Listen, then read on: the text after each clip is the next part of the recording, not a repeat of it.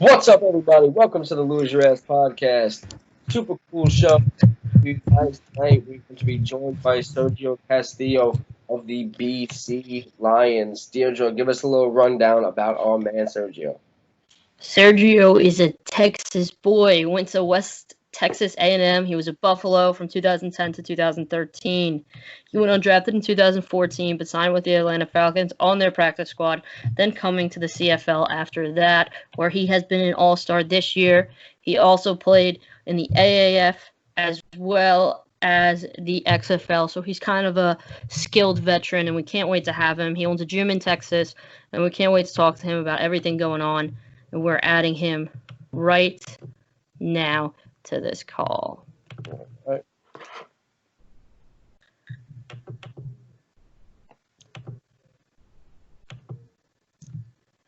Go, he's coming in.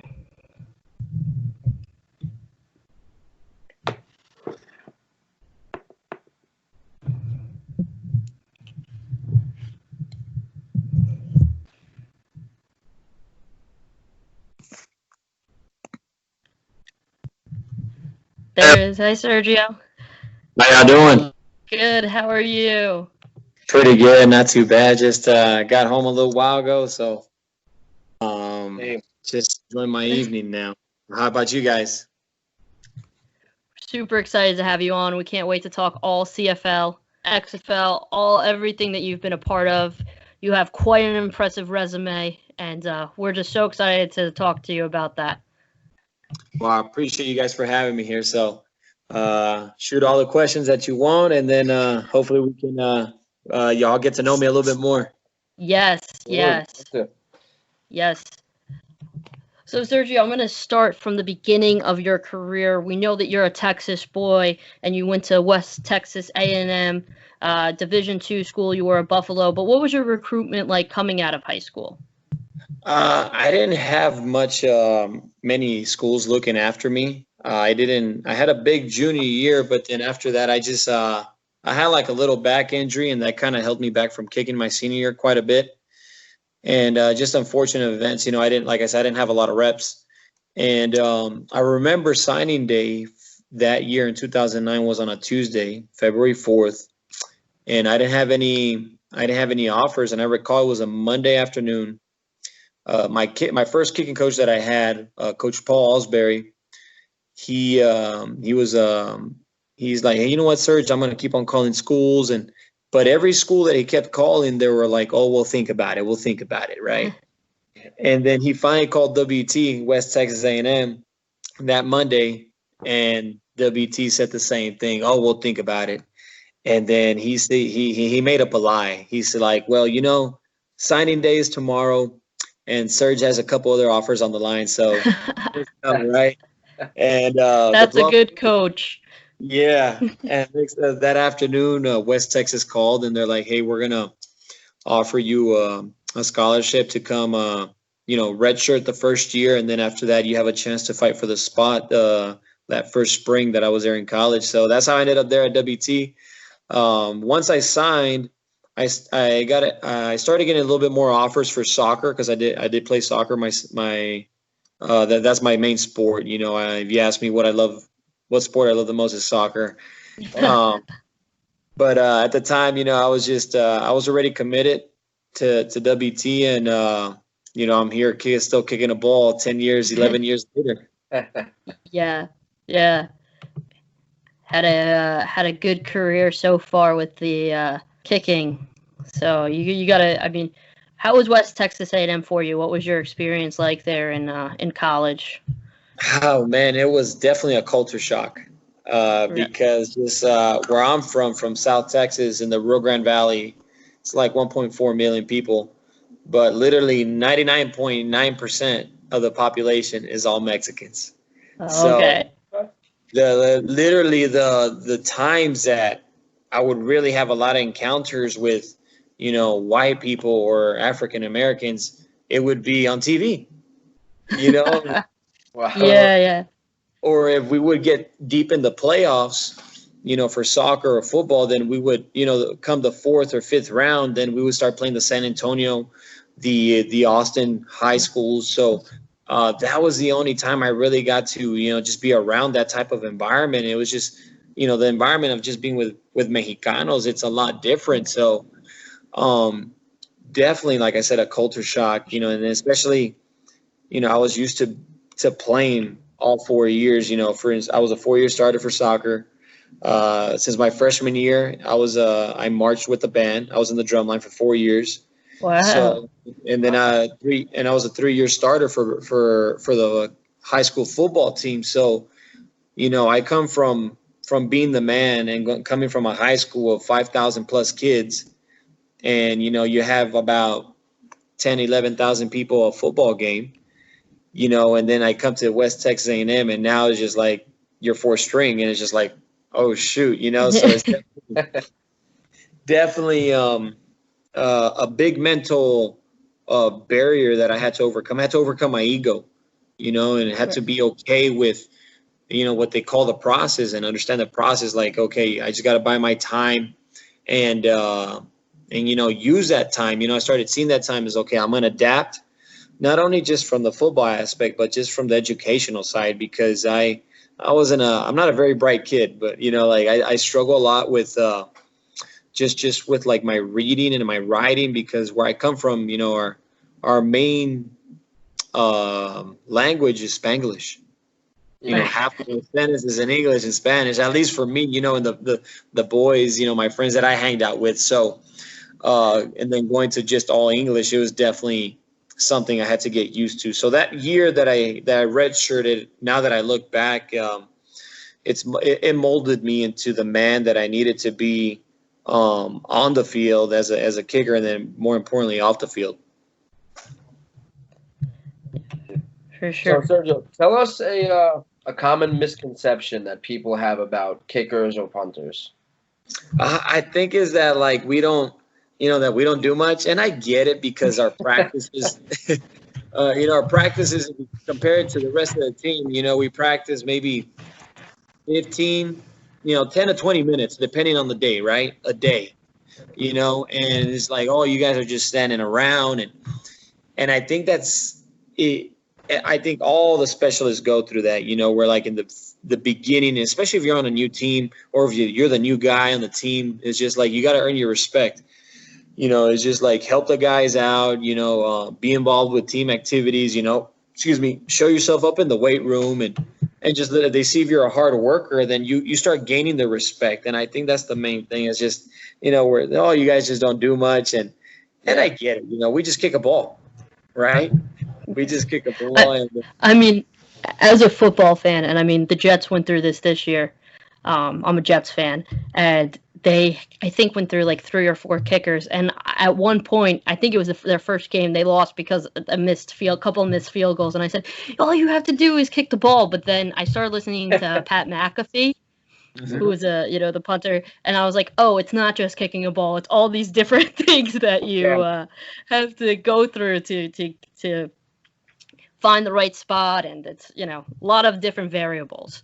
Yeah, definitely, especially the mental aspect, I would say, is the biggest thing. And it's just finding a way to maintain your mind present. Because a lot of times you're in a situation in practice or a game where you're thinking of scenarios that haven't even happened. And I think. Yeah, and I think it's like, if you just can keep yourself in the present, and for me, it's like, once I started doing that, like I enjoyed the game more. I joke around a lot more, especially this past year with having Bartel, as our punter, and then Tanner Dahl. Like, man, us three, we definitely were on a trip every day. Yeah. Deirdre, why did I say I wanted a punter or a kicker on the show?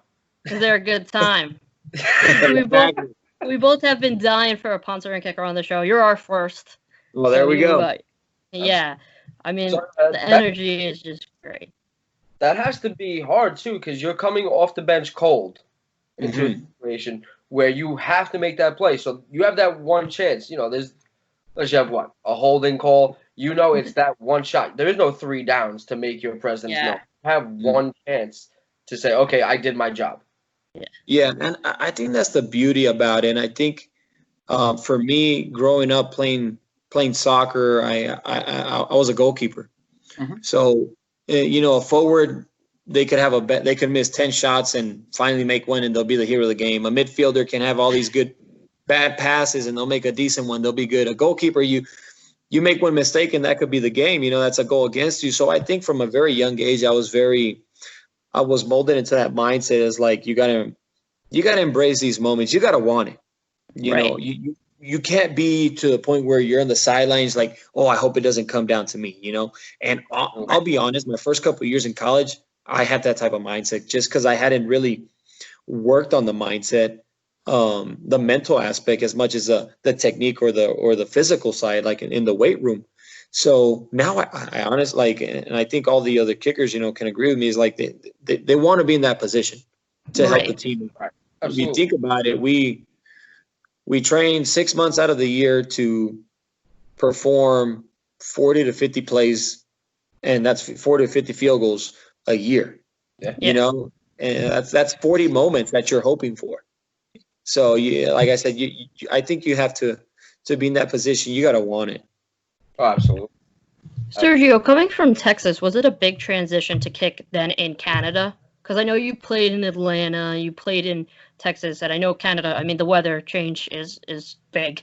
Did it take you a while to kind of get used to that weather, or was it like not a big deal? In the aspect of the weather, not at all, because in Amarillo it is just so flat. A good day for us, if it's 20, 22 miles per hour, that's a good day to kick.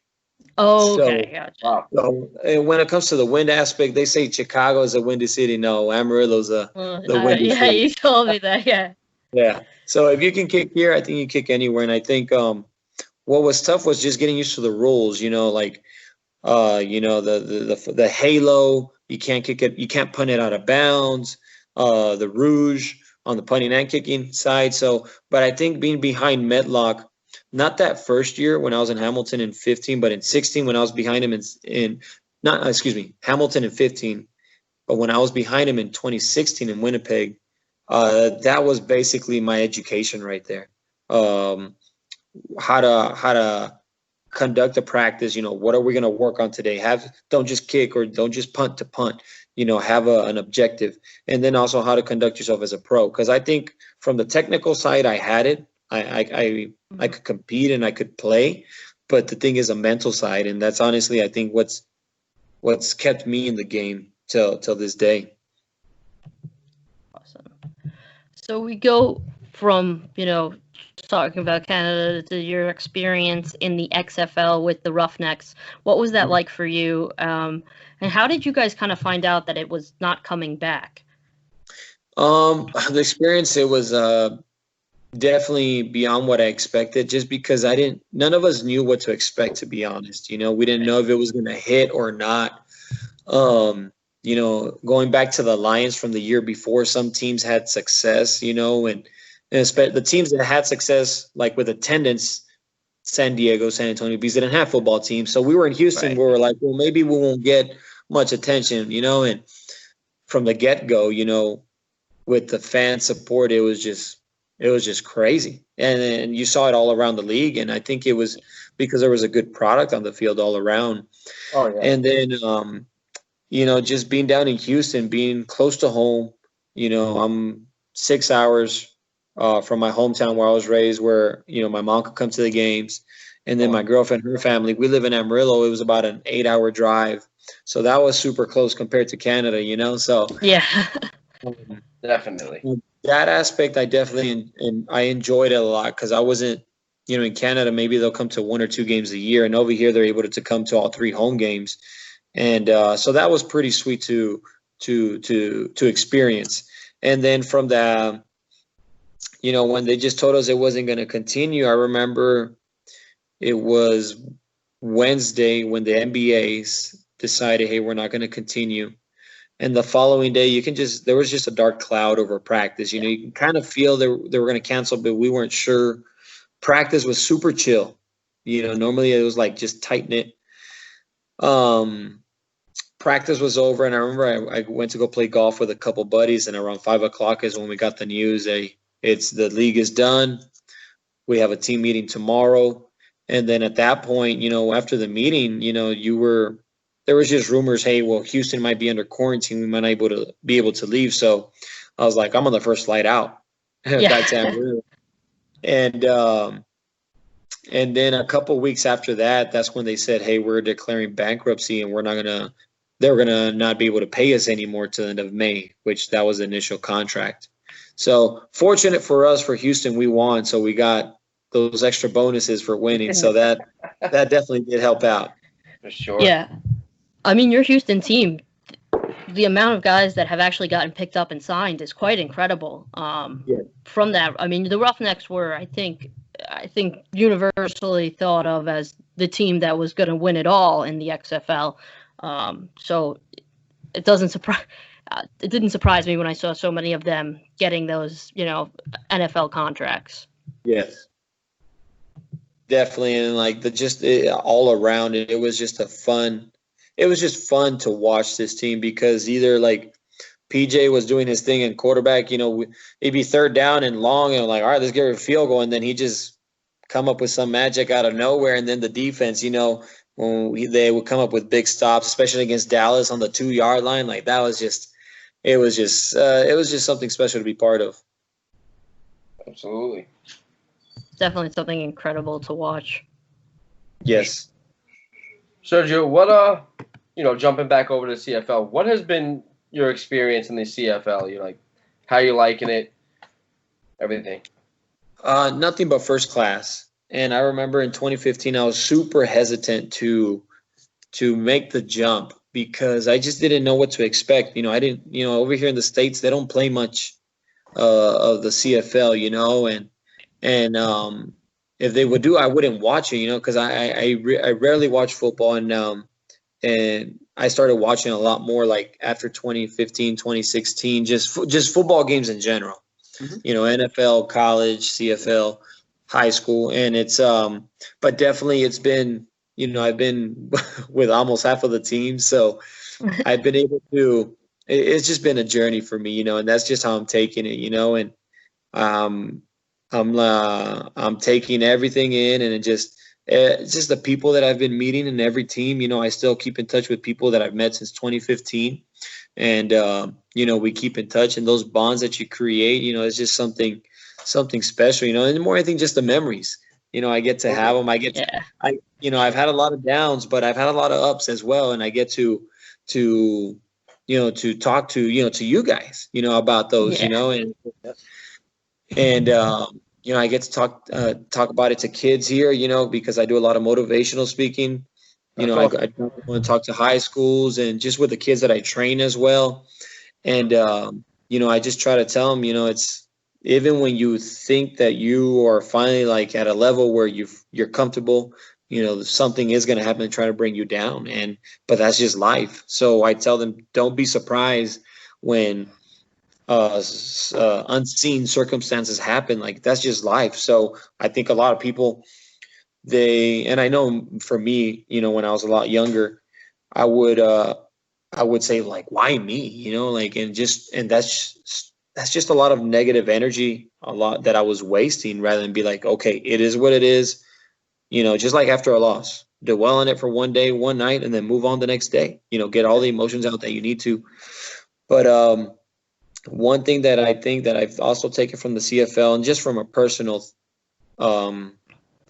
standpoint, that's kept me along in this journey, is a vision board, or a dream board, and basically it's a board, or you can use a wall, and I cut pictures of my dreams. And the top 3 dreams that I have, one of them is to have a family, because I didn't grow up with a dad. So I have a picture with but it's a big old family at a picnic table, just a bunch of stick figures, right?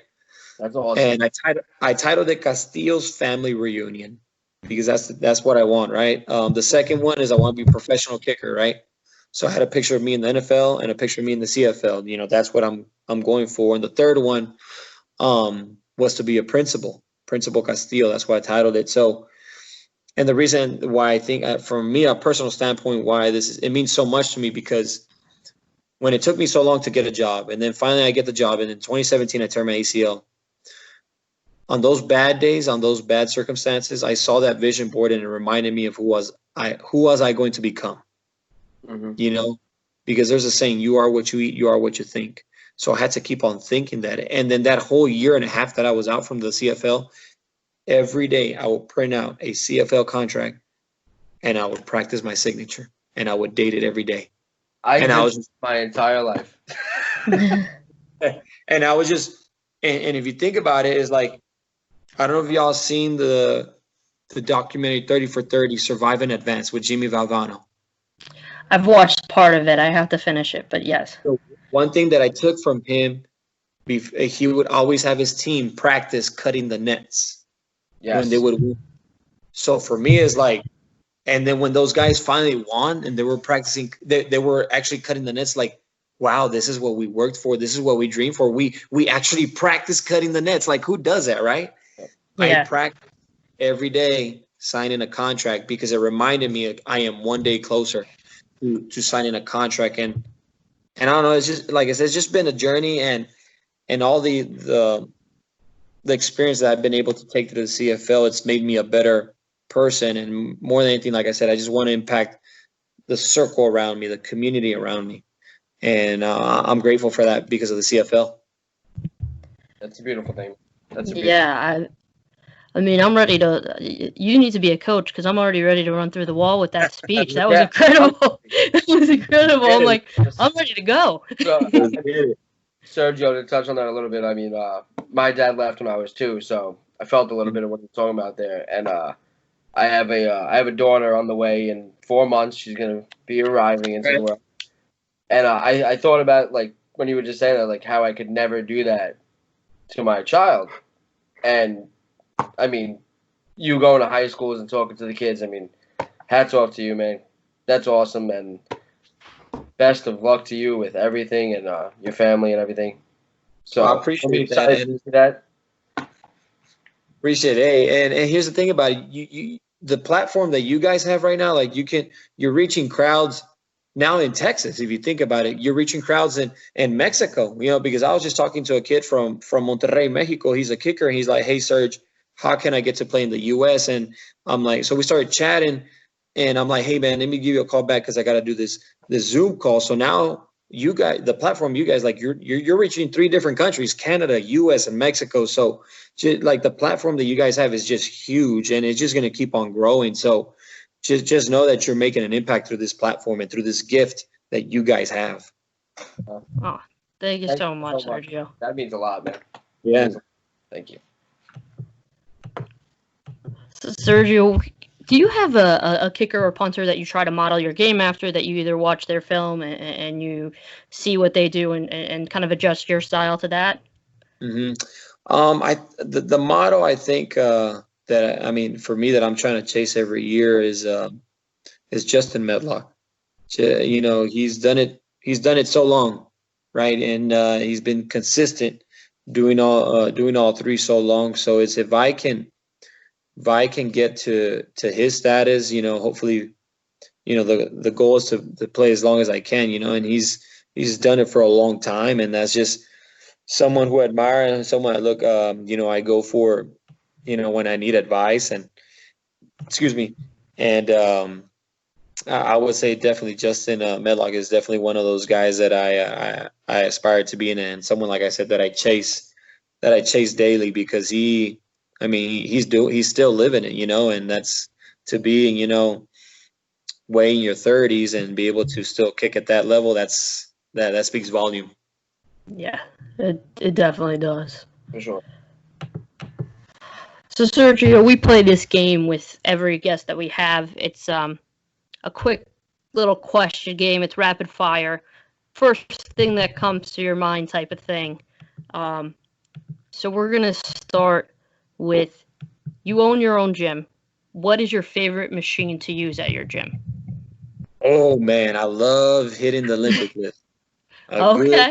A good juicy leg day. You get some hang cleans, you get a good barbell complex going, you get a couple RDLs, barbell rows, get some cleans. Oh man, it gets nice and juicy. Before you know it, you can't walk because your legs are all, they put in some work. But I definitely love hitting legs. And then there's just something about shoulders as well, just trying to create those boulders. And They have lower body for sure, but then there's also shoulders, man. Shoulder day, I love. Yeah. Leg day. So my day job, I work for FedEx. Okay. And the route that I do is out east in New York, and it's very hilly, and people order a lot of dog food. So up these mountains, because my truck don't go up it, it'll scrape its way down. Carrying it up, my legs are on fire every day. You definitely doing some farmer's walk for sure right there. Oh yeah, absolutely. And then you know they have an animal when you're going up there, so you just wait. Yeah. You gotta be ready to run. Yeah, well, I'm a bigger guy, so if anything, I just lay down, roll myself back down that hill. If you weren't a kicker, what position would you play? Now we know you play soccer now, so in football or soccer, what position would you play? Definitely goalie, man. I love playing goalie. I like that spotlight where like you can't make mistakes, just like kicking, and you just have to want it, and there's just something about diving, opposite hand or saving a PK, that's pretty special. For sure. Absolutely. When I was in Pee Wee soccer, I played goalie. Now they had the little nets. Yeah. So I played goalie because I was the biggest kid on the team. So they were like, oh, he blocks the whole net. Let's roll him out. But when the net started getting bigger, it was a struggle after that. Well, see, I started playing goalkeeper because I was so bad with my feet. I couldn't dribble. Which is ironic now. Yeah, right? Yeah, I was like, I want to keep on playing, so I'm going to try goalie, and then the rest was history. Yeah. Totally awesome. So as you said, you've played for most of the teams in the CFL. You played in the XFL, a little bit in the AAF. What has been your favorite jersey to wear? Favorite jersey? I might have to say BC. My favorite color is orange. It is a little tight. I keep on telling Aaron, our equipment manager, I'm like, bro, you better get me a size 46 or 48. And he's like, sorry, bro, this is why I ordered you a 42. I'm like, bro, like. And then I came in like at 205, a little bit heavier than what I'm used to weighing. And I'm like, so this year as soon as XFL was done, I'm like, my main goal is I'm not going to kick for, as soon as I find out that season's going to be delayed, I'm like, I'm not going to kick for like 3 months. And I'm just going to dedicate myself. I want to be like 190, 195 because I'm not going back to BC with a tight jersey. They want to show off your muscles, man. They feel like you work out so much, you got to show them off with the tight jersey. Right. Sometimes I would get a little conscious about that, and I would wear long sleeves. I don't know why. But funny story. So last year I wore hockey pads. I always have. Really? And I always wear a 3/4 sleeve. And the game against Saskatchewan, I didn't wear a sleeve, and it just looked like I was wearing nothing. And there was a good thing. My arms looked really good, and I didn't realize how good they looked till I didn't wear a 3/4 sleeve. But then after that, I lost my privileges of wearing hockey pads. So then I had to wear actual football pads. We'll find that picture to post. The pictures from the Rough Riders game. Right. So, if you could tell us actually soccer team, football team, and any other sport that you grew up watching, what was your favorite team growing up? Favorite team growing up in soccer was it's from the second biggest city of Mexico, Guadalajara. The team's called the Chivas, the Goats, and they're either the second or they're the most popular team in Mexico and the U.S. There's two very popular teams in Mexico, and that's Chivas, and then it's called Club America, and they're the most popular teams, and they have the biggest rival, and there's just a lot of history, but definitely the Chivas, they always had white and red stripes going down the jersey, and there was just something about that jersey I love so much. And then the fact that that was the only team till this day, you know, and in Mexico that only allows Mexican players to play on their team. They don't accept foreigners. Wow. Okay. So it was 100% Mexican, and then for them to win championships like that, it shows a lot of the team, you know. So but yeah, that was definitely and it's still till this day is my favorite team. By the way, Deirdre, that's another player who said their favorite jersey was red. So I don't want to hear nothing more. We did a little, because we missed March Madness. We did our own March Madness with NFL jerseys. So we had completely different takes like we normally do.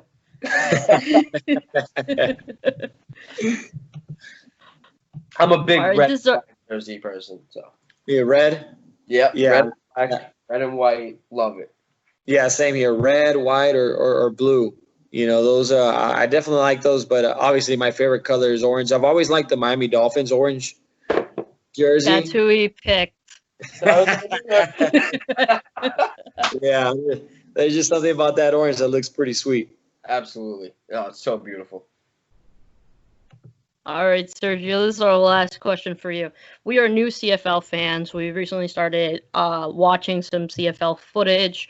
We've interviewed 2 CFL guys, both from the Rough Riders. So we're a little partial to the Rough Riders right now. But as new CFL fans, what should we expect? Because we're definitely going to be watching this season. I think guys are going to be hungry because if you think about it, this is for the majority of the guys that play consistently in the CFL. You know, you're going from 6 months to not playing now, possibly 9-10 months. And at 6 months, you're itching to get back. You know, you just can't wait for June. You know, the hashtag, is it June yet? You know, that's what we all look forward to. So I think you're going to see a hunger from guys, and I think it's just going to show. I think the fans are going to be excited about it, you know, because they haven't seen football in a while. But the fact that guys haven't been able to step on a field or just be with the guys on the team, the camaraderie, you know, like that's stuff that you miss from the locker room. You know, I think from me, I'm going to definitely cherish that more. But definitely just guys are going to be they're going to be hungry to play. Yeah. Right. We can't wait. Yeah. We cannot wait to start. I got one home state question for you in Texas. Well, first off, best state in America. I know you're in Texas. First off, hope you and your family are doing well, everything like that. We're from New York, so it's all chaotic at this point. Yeah. Hope you guys are doing well. So when I'm a big traveler, I love to travel. Mm-hmm. When I do come to Texas, one, I need a barbecue spot. Where am I going? You are going to San Antonio, and the barbecue spot, I can't recall the name, but it's literally right next to Trinity University. Trinity University. And I believe it is on 281 going north.